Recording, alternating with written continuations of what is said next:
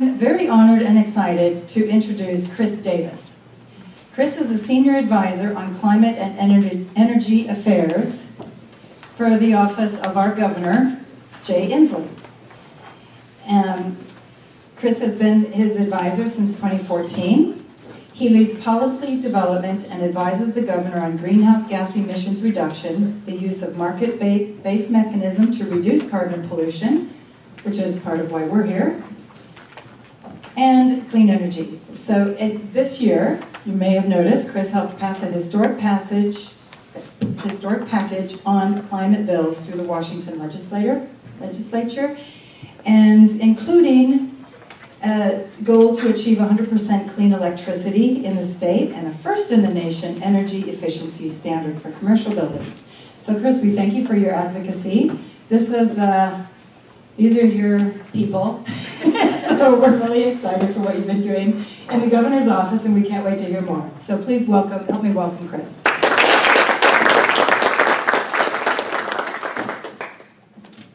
Thank you very much. Thanks, Nina. I appreciate the chance to be here. Nice to be speaking, nice to not be assaulted by the projector, to a group other than the legislature. I am not pitching you for money, so I guess that means you can give me your divided attention for the last few minutes. But hopefully I got the general sense of request to kind of give you a sort of quick overview of Washington's electricity and energy system, and then focus, as Dana suggested, a little more pointedly on the key policy changes that we've succeeded in moving through this year, with a hopefully sense of kind of what we think in our world the market responses to those changes are going to be, and hopefully that'll give you a great sort of intersection between some of the things you're all thinking about.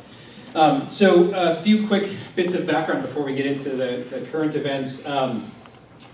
A futurist I work with from time to time down in Olympia once said to me recently, how did he put it, that modern man no more understands how the water comes out of his tap when he turns it on than ancient man understood the passage of the stars across the sky. And I think sort of similarly we can say the same thing about electricity. The electric grid that exists today is something, or at least existed up until about a decade ago, is something that if Thomas Edison had dropped into the world today would recognize largely in terms of the technologies that drive it and how it fundamentally works. And it has basically been designed for roughly the last century to respond to kind of two key prime directives, and those are stability, resiliency, so that the lights don't go out, and cost, so that rates stay down. And to achieve that, across the country, we generally put utilities who provide us our energy under pretty strict systems of regulation that are designed to ensure those two outcomes.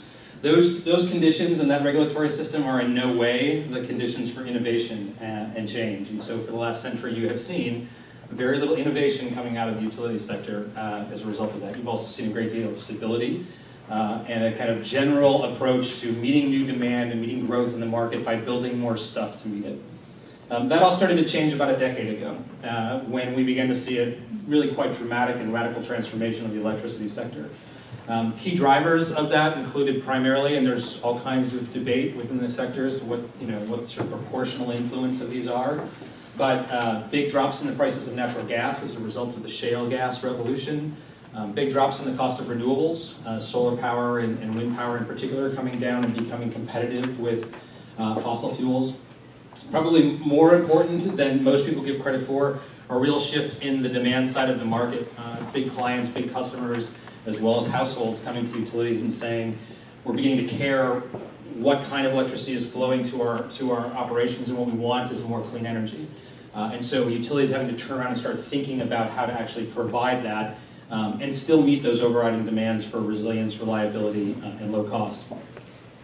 So those are kind of some of the key pieces. In addition to that, you see all this playing out, and it's really true in Washington State in a world where energy efficiency has become always a bigger and bigger player in how energy companies meet the demand. So in Washington State, in spite of all the growth, the economic growth, the population growth we've had over the last 20 years, in spite of all the devices you go home and plug into your house, in spite of all the big TVs that we now have, demand, or we call load, in the electricity sector has been effectively flat for 20 years. We've met all that growth largely by investing in energy efficiency and conservation. And that has avoided the costs associated with building, probably in Washington State, 6 to 7 new big natural gas generators to meet electricity demand in the last 20 years. So really remarkable changes in how the market and technology has created opportunities to reduce consumption even as demand has increased over time. So in Washington State, our grid, as you may know, is unique and different than what you see in the rest of the country. I apologize, the numbers are sort of inscrutable here, but this is a picture of what Washington's very unique electrical grid looks like. This is where our energy sources come from. The big blue portion of the circle is our hydro system, 63%. Washington's the largest producer of hydropower in the country. It's consequently the cleanest grid in the country. The balance of our electricity is made by really those two, the green and the gray triangles. That's the combination of fossil fuels that drive our electricity sector here, coal and natural gas. Coal comes mostly from facilities in Montana where we import the power from. We have one coal generating facility left in Washington, which is on schedule to shut down by 2024.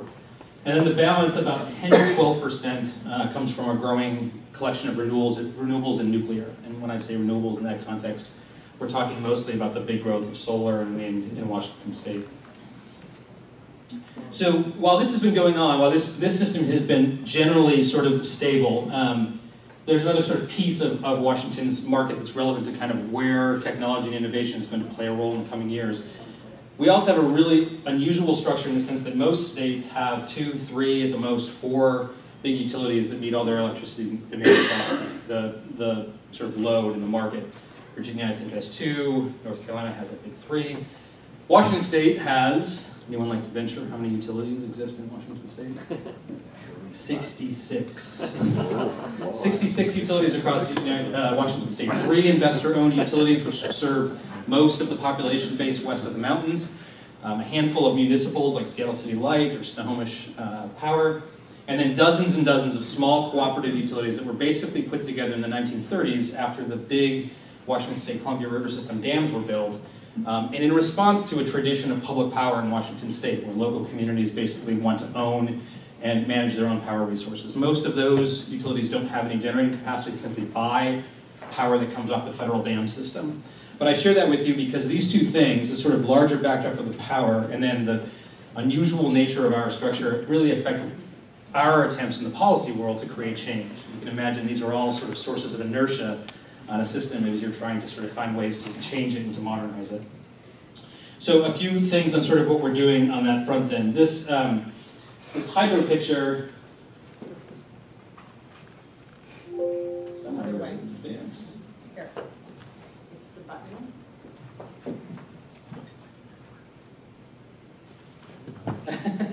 Nobody gets that one. There we go.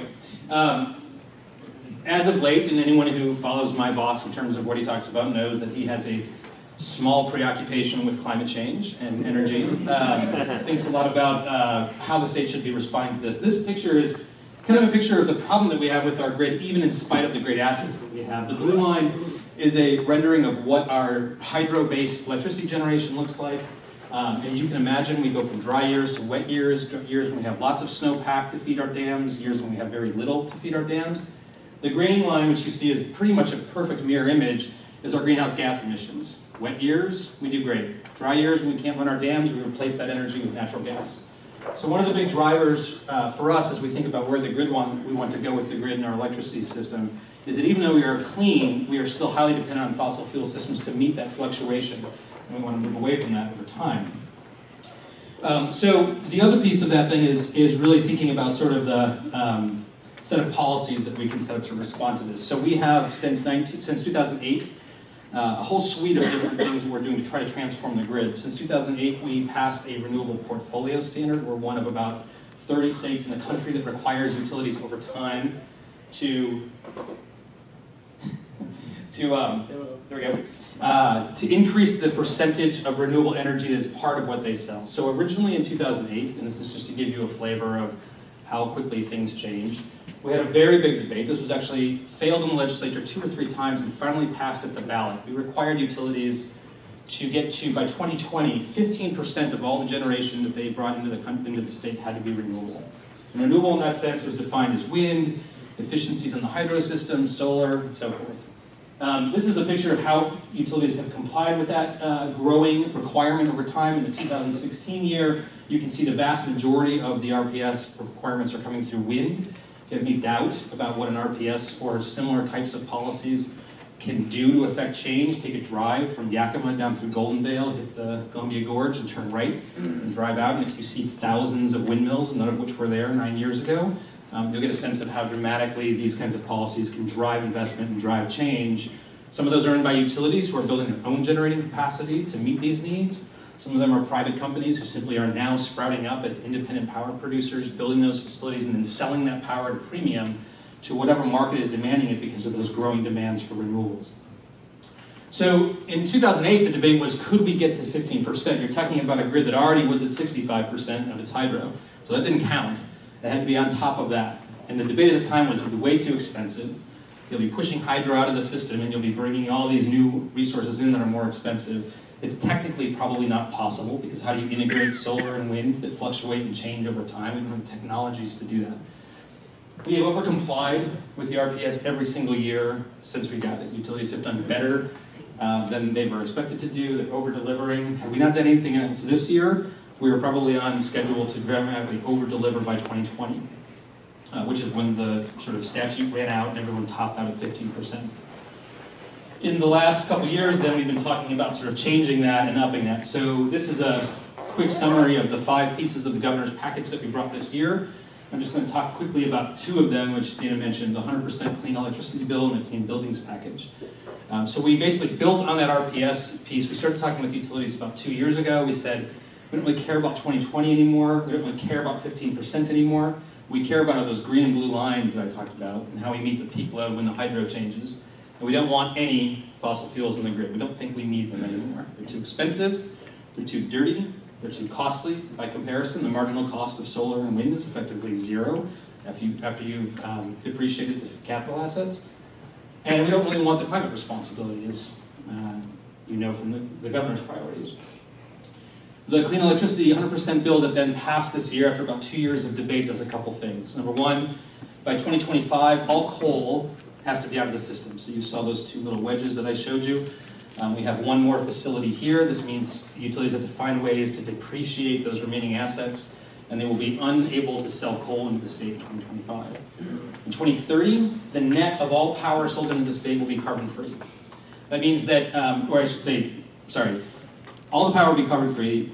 The net of 80% of that power has to actually be carbon-free. 20% utilities are going to be able to go out and offset. So if they have to sell natural gas because they aren't ready, they can offset basically those emissions by buying credits into a marketplace, which will result in carbon emission reductions elsewhere. And by 2045, 100% of all of the state's electricity will be carbon-free. There will be no carbon, no natural gas, no coal left in the system.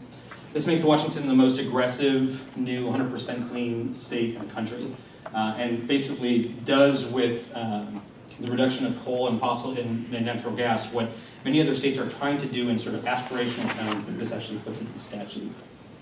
So the second piece then is the clean buildings piece. You kind of heard it from Dana. Electricity is mostly consumed by our buildings. We do great with building new buildings through codes, but we have a lot of old buildings that are leaky and have old equipment and poor windows, and so these are our biggest electricity consumers. This new standard will require the owners of large commercial buildings to make energy retrofits beginning in 2026 that will bring all of our commercial buildings up to a new energy standard and then be maintained over time.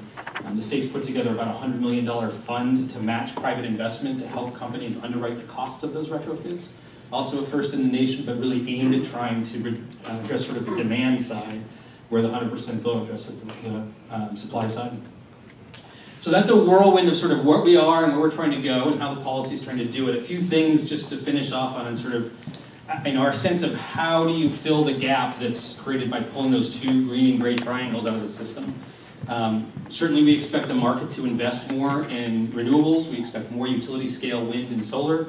We also need technologies to figure out how to integrate those resources into the grid. So that's software systems that help make buildings smarter to turn off lights and run energy systems in a way that make buildings more efficient.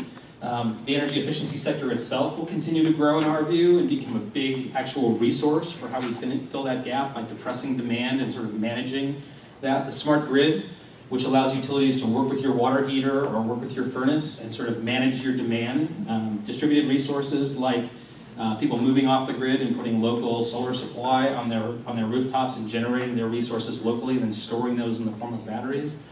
The list of technologies is, literally in the dozens. We're not prescribing any of them. We're creating the conditions that say these gaps will need to be filled, and those are the places we're hoping that the incentives are created to see the private sector move in.